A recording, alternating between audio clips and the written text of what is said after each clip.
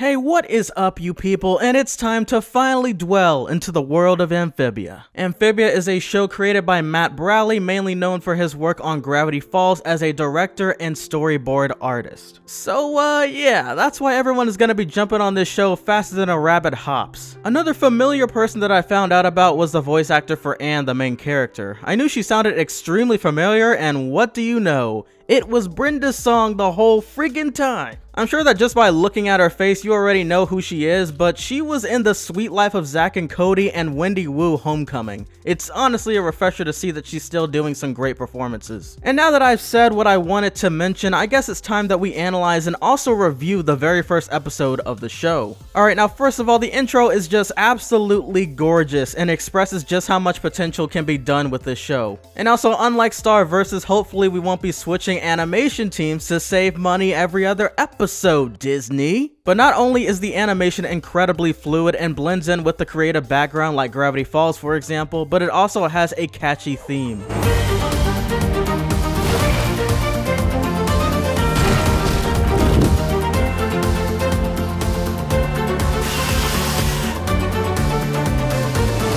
And one obvious note to mention is the chest that we are shown from the very beginning of the intro, but I'll discuss more on that later on since they give us more details on that in the actual episode. As for the 4 letters on Anne's shirt, they must resemble something to do with her school or some sort of club, because both of her friends seem to be wearing the same logo on their shirt as well. SJMS could stand for South Jersey Middle School, considering the fact that Anne is at the age of 13 years old and could be an 8th grader or something around there. Or perhaps it's another school that I just haven't thought of yet or doesn't exist. One last detail that I almost forgot to mention was the very beginning's reveal of what the entire world of Amphibia looks like: a giant lily pad. Or a giant Pac-Man, but I'm pretty sure it's a lily pad. And now that I've covered the intro portion of the episode, it's time that we talk about the episode itself. And boy, are there some things that I personally want to share with you guys. It all begins during the evening in Amphibia, where one of the frogs named Wally bumps into Anne, who is scurrying around the woods trying to ask for help after he exits out of a diner. But of course, due to cartoon logic, he instantly panics after witnessing Anne due to her odd appearance in the eyes of the amphibians, which is hilarious. Look, Anne, you're a new, unsettling, strange, bizarre, gangly, horrifying. Thanks, I got it. She eventually is met up with Sprig the next morning after Sprig hears about her being a potential threat, and capturing her would prove that he's responsible somehow. Since Hop Pop, his grandfather, basically has all of the proof in the world that he's irresponsible, especially that part when Sprig forgets to turn off the lights in the house, which later on attracts giant flies. I think they're supposed to be fireflies, but I could have sworn that they didn't like other lights other than their very own, so I could be wrong. Anyways, it just shows how dangerous of a world this place really is. Oh, and I bet money that there's gonna be an episode where we witness a giant spider or wasp that invade the town. Can you imagine that? They already showed dragonflies inside the intro, so anything is possible. But back on the topic with Hop Pop, so far there isn't any evidence of Sprig still having his parents around, but maybe they'll talk about that later on in an episode. Hopefully not, but maybe they were eaten by snakes? I mean, I would say birds, but I believe the show is called Amphibia for a reason. When going back to Anne and Sprig, Sprig assumes the same about Anne, thinking as if she's a monster, but she quickly explains that she's not and is instead just lost. They basically become friends after talking a bit, and Sprig even is nice enough to help Anne find other foods besides bugs. Hopefully Anne doesn't come across the wrong patch of mushrooms one day. They both end up escaping from a praying mantis, which suddenly moves away after a while of the townsfolk being there, but it ended up being because of a much bigger mantis. Sprig volunteers to distract it off in the meantime while Anne runs away, but she instead stays to help and protect him. And there's one tiny detail from this scene that I just have to mention. For about 2 seconds while Anne is holding up the praying mantis's arms, Anne's eyes turn blue when struggling, but then fades back to black.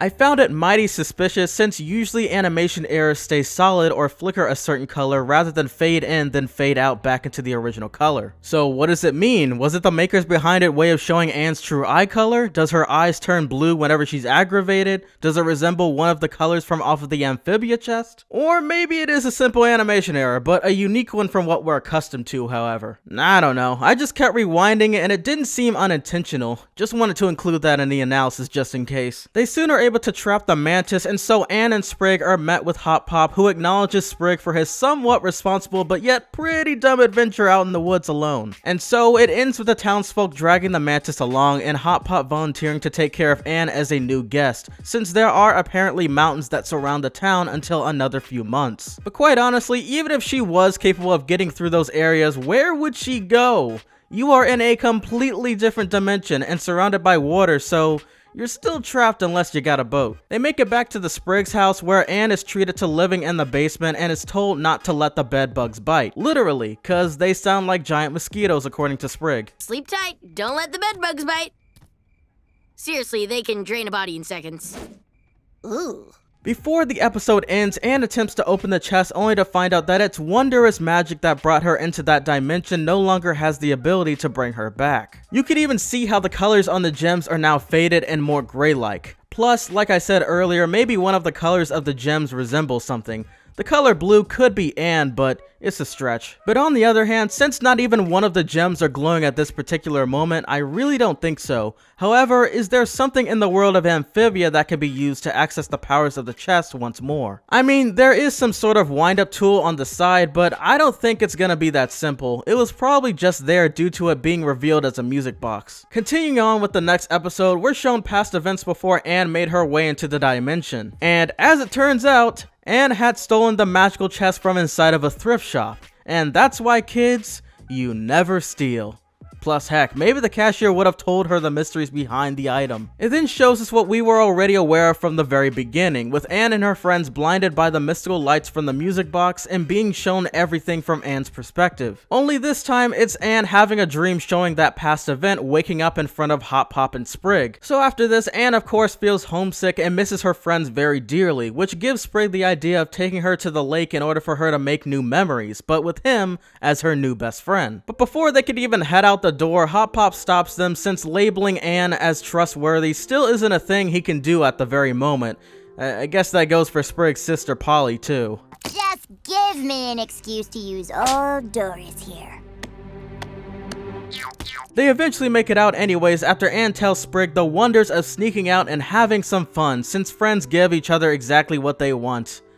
Oh yeah, and Hop Pop sleeps with his eyes open apparently. And so they get to the lake only to find out that there's a warning sign saying don't swim, to which Anne ignores and assumes that it was because someone just wanted the lake for themselves. Sprig tries to stop her in order to protect her, but she responds with some of the worst advice a friend can give. Huh? Look, if a friend likes a pencil case, you get it for them. If your friend likes your new shoes, you give them to her. And if a friend wants you to steal a crazy music box from a thrift store, even if you really don't want to, you do it, okay? Because if you don't, they might not want to be your friend anymore.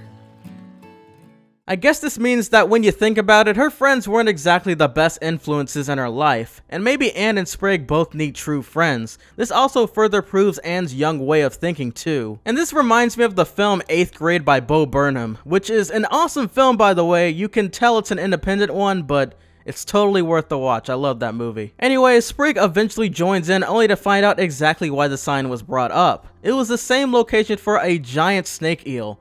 Once again, this dimension is absolutely dangerous as crap. But they thankfully make it out alive after Sprig implants some of Hop Pop's peppers from before inside of the creature. So they make it back home without any suspicion of getting caught and even create an alibi for how the key had gotten misplaced. As it turns out, despite how undeniably dangerous the entire adventure was, Sprig admits to it being one of the most exhilarating and fun experiences of his life and falls asleep. And then realizes how fortunate she was to stumble upon Sprig, and then the scene transitions to one of her friends, Sasha. She's revealed to be trapped within a cell and interrogated by a villainous-like frog whose name hasn't been revealed. The only thing we see is that he has a slashed right eye, scaly and somewhat intimidating. However, I looked him up on Wikia and they say that his name is Grime, and it seems to be the truth since he's voiced by Troy Baker and is confirmed by IMDb. Now obviously we should be having a serious reveal soon, but for the meantime, here are the clues that we have now. It's revealed that he is in possession of Anne's missing shoe and says that he found it in the southern parts of the forest, which I'm guessing is located around here. And one major thing about this, however, is that whenever we first see Anne transported into the world of Amphibia, she is seen with her shoe missing from the very beginning,